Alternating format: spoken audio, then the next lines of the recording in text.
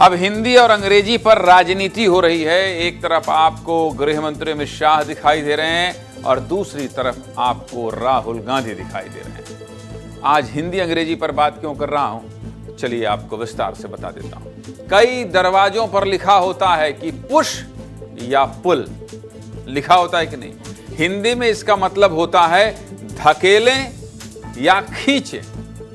ईमानदारी से बताइए, आपने आखिरी बार कब दरवाजे पर पुश या पुल लिखा हुआ देखकर दरवाजा खोला था? सही बताइए। आम आदमी जाता है, दरवाजा पुश करके देखता है, अगर नहीं खुला तो पुल कर लिया। अंग्रेजी का ज्यादा लोड लेता नहीं है आम इंसान। हाँ, तुरंत देख लेता है कहां कौन पढ़ता है भाई। लेकिन अब यही हिंदी और अंग्रेजी राजनीति का विषय बन गई है। देश के बड़े नेता इस पर बहस कर रहे हैं। चौंकिए नहीं, पूरी खबर देख लीजिए। और हाँ, अंग्रेजी कम आती है तो मौज में इस खबर को देखिए। केंद्रीय गृह मंत्री अमित शाह का एक बयान बहुत सुर्खियों में है। अमित शाह ने कहा है कि देश में एक समय ऐसा आएगा जब अंग्रेजी बोलने वालों को शर्म आएगी। और इस बयान के बाद भाषा को लेकर चर्चा एक बार फिर शुरू हो गई। इसलिए चर्चा हम भी करेंगे। हम आपके अपने चैनल हैं, इसलिए हमारी चर्चा आपके अपने अंदाज में ही होगी।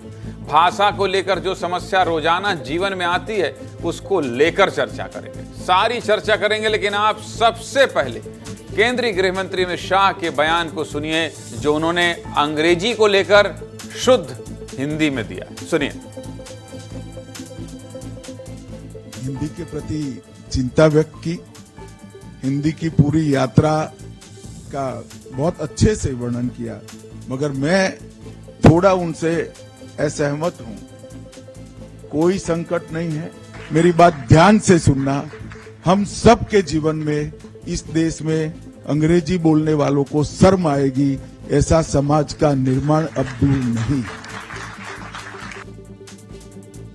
अमित शाह कह रहे हैं कि अंग्रेजी बोलने वालों को शर्म आएगी। कुछ लोग सोच सकते हैं अमित शाह किस समाज की कल्पना कर रहे हैं। अंग्रेजी जैसी भाषा जो बोलता है बहुत गर्व से बोलता है।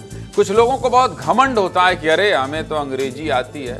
फिर ऐसा क्या हो जाएगा कि लोगों को अंग्रेजी बोलने में शर्म आने लगेगी? दिमाग में चल रहा है ना। दरअसल अमित शाह उस झिझक की बात कर रहे हैं जो झिझक भारत के आम आदमी जिसे अंग्रेजी नहीं आती है, वो आम आदमी दैनिक जीवन में हर दिन महसूस करता है। बच्चों की टीचर पेरेंट्स मीटिंग से लेकर किसी रेस्टोरेंट में टेबल बुक कराने तक, हेल्पलाइन नंबर में फोन करने से लेकर किसी जॉब का इंटरव्यू देने तक, हर जगह न जाने कितनी ऐसी समस्याएं हैं जिनसे आपको अंग्रेजी ना आने पर दो चार होना पड़ता है। ईमानदारी से सोचिएगा, खबर देखते देखते होना पड़ता है कि नहीं दो चार। अगर आप भारत में रहते हैं और अंग्रेजी नहीं आती है तो कहां कहां फंस सकते हैं, देख लीजिए। इनमें से कई समस्याओं से आप भी अपने आप को रिलेट कर पाएंगे, जोड़ पाएंगे या महसूस कर पाएंगे कि हाँ, ऐसा तो हमारे साथ भी होता है। मेरे साथ भयंकर होता है, मैं यस नो वाला हूं, मेरे साथ तो बहुत होता है। देखिए आप कहां कहां फंसते हैं। अगर आपको अंग्रेजी नहीं आती तो छोटी छोटी जगह से लेकर बड़ी बड़ी जगहों तक केवल अंग्रेजी ना आने पर कितनी समस्या होती है। दैनिक जीवन की ही बात करूं तो जिन लोगों को अंग्रेजी नहीं आती होगी वो बच्चों की टीचर पेरेंट्स मीटिंग में जाने में झिझकते होंगे। मैं खुद नहीं जाता हूं क्योंकि मेरा बच्चा भी पिटर पिटर अंग्रेजी बोलता है, तो इसलिए उसकी मम्मी को भेज देता हूं। यहां तक कि बहुत से लोग ऐसे होते हैं जो बॉस के कैबिन में जाने में झिझकते हैं। या ये भी होता है कि किसी बड़े सरकारी अधिकारी के यहाँ कोई फरियाद लेकर गए लेकिन बात करने में झिझकते हैं। अधिकारी तो छोड़ दीजिए, कुछ लोग तो बड़े संस्थानों या होटल्स के रिसेप्शन तक में बात करने में डरते हैं। हाँ भाई, अच्छा मैं तो क्या होता है थोड़ा ढीठ हो गया हूँ होटल जाते जाते, या यूं कहें कि इतना दौरा करता हूँ चैनल में रहते हुए, यहाँ वहाँ कि मैं सीधे जाता हूँ। जैसे वो इधर से अंग्रेजी बोलते हैं मैं कहता हूँ एक सेकंड हिंदी में बताइए भाई। कोई बेइज्जती नहीं है इसमें। आम आदमी जब हवाई यात्रा कर रहा होता है तो एयर होस्टेस से पानी मांगने तक में डरता है। हाँ भाई, मैंने देखा है, मैंने महसूस किया है। मैंने तो एयर होस्टेस को कहा है, बल्कि बगल में बैठे हुए लोगों को कहा है, रुकिए क्या चाहिए आपको, हिंदी में बात कर लीजिए। क्योंकि हर तरफ सिर्फ अंग्रेजी में ही बात हो रही होती है। ये तो बात दैनिक जीवन में आने वाली व्यवहारिक समस्याओं की है। लेकिन बहुत से क्षेत्र ऐसे हैं जहां अंग्रेजी की समस्या राष्ट्रीय बहस का मुद्दा है और इसके लिए समय समय पर प्रावधानों में बदलाव की मांग हो चुकी है, जिसमें सबसे बड़ा शिक्षा का क्षेत्र है। देश में उच्च शिक्षा यानी कि 12वीं के बाद का पाठ्यक्रम अंग्रेजी में ही होता है, जिसमें हिंदी माध्यम के छात्रों को बहुत समस्या आती है। इसके अलावा प्रतियोगी परीक्षाओं के ज्यादातर एग्जाम अंग्रेजी में ही होते हैं। देश में मिलने वाले रिसर्च पेपर्स अंग्रेजी में ही आते हैं। कुल मिलाकर छात्रों के जीवन में भी अंग्रेजी एक बड़ी समस्या के रूप में सामने आती है। इसके अलावा क्या होता है? इसके अलावा अंग्रेजी ना आने वालों के लिए रोजगार के अवसर भी कम ही हैं। ज्यादातर कॉर्पोरेट जॉब में अंग्रेजी बहुत जरूरी होती है। बिना अंग्रेजी आए कंपनी जॉब पर ही नहीं रखती। अच्छा हाँ, एक बात और बता दूं, मेरा एक भाई है, चाचा का लड़का, वो बहुत टैलेंटेड नहीं है, उसको अंग्रेजी बहुत अच्छी आती है, वो हर 3 महीने में नौकरी बदल लेता है। यहां तक कि कंपनियों के इंटरव्यू और ट्रेनिंग प्रोग्राम तक अंग्रेजी में होते हैं। इसके अलावा क्या होता है? इसके अलावा आज की डिजिटल क्रांति के दौर में भी अंग्रेजी की बहुत जरूरत है। सभी प्रकार की डिजिटल सेवाएं ज्यादातर अंग्रेजी में ही ऑपरेट होती हैं। इसके अलावा डिजिटल बैंकिंग तक अंग्रेजी में ऑपरेट होती है, जिससे आम लोगों को बहुत समस्या होती है और लोग ठगी या फ्रॉड का शिकार हो जाते हैं। लेकिन अगर आपको अंग्रेजी आती है तो आप इन सब जगहों से बहुत ही आसानी से और आत्मविश्वास से पार पा लेते हो। लोगों को अंग्रेजी ना आने पर और कौन कौन सी समस्या होती है, हमने लोगों से बात की है। क्या कहना है आम लोगों का, सुनिए, फिर आगे की बात करते हैं। सुनिए। हमेशा डेली लाइफ में आती है परेशानी। आप कहीं किसी से ऑफिस में जाओ, बात करने जाओ, तो आपको इंग्लिश फ्लुएंट आती नहीं है, बोलना ही नहीं आता। जॉब इंटरव्यू में इंग्लिश नहीं बोल पाए, इसलिए पापा ने यहाँ पे दुकान खुलवा के दे दी।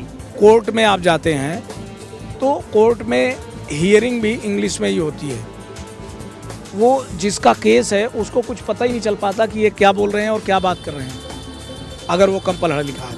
यूनिवर्सिटी कॉलेज ज़्यादातर इंग्लिश की डिमांड करती है, तो उसके लिए सीखना पड़ता है अलग से। कुछ इंटरव्यू वगैरह होते हैं तो वहाँ पे अपने को इंग्लिश बोलने की नीड रहती है, तो अपने को ऐसा लगता है कि नहीं अपने को आती ना, तो अपन थोड़ा बेटर परफॉर्मेंस कर देते हैं। तो अपने को शर्म आती है कि इंग्लिश में 4 लोगों के बीच में अपन बात नहीं कर पाते हैं। अब दूसरे स्टेट पे भी जाओगे तो आप ऐसे कॉन्वर्जेशन करोगे, अब सामने वाले को अगर इंग्लिश नहीं आया तो आपसे वो ढंग से बात नहीं कर पाएगा, और हेजिटेशन की वजह से मोस्टली वो क्या है, अपने आप को ऐसे रिजर्व फील करेगा। एयरपोर्ट बिगेस्ट, मतलब वहाँ पे तो आपको हिंदी नहीं आती तो वहाँ पे इतना इजीली हेल्प नहीं मिलेगा आपको।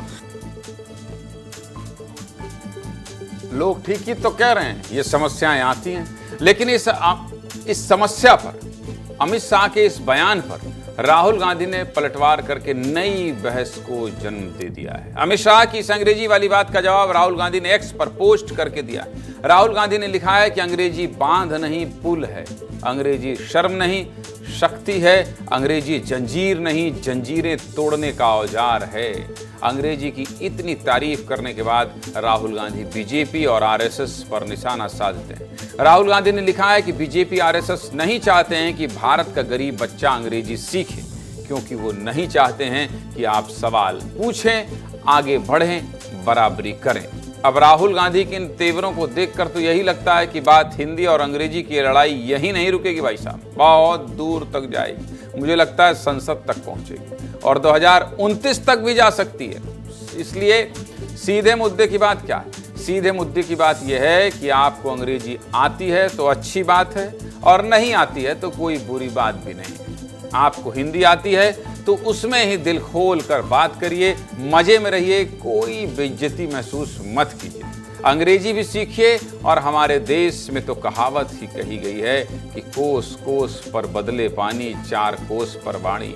तो वाणी की लड़ाई राजनीति में कितने रंग दिखाएगी, ये समय समय पर बताता रहूंगा। फिलहाल अंग्रेजी नहीं आती है तो मेरे जैसे मौज में रहिए।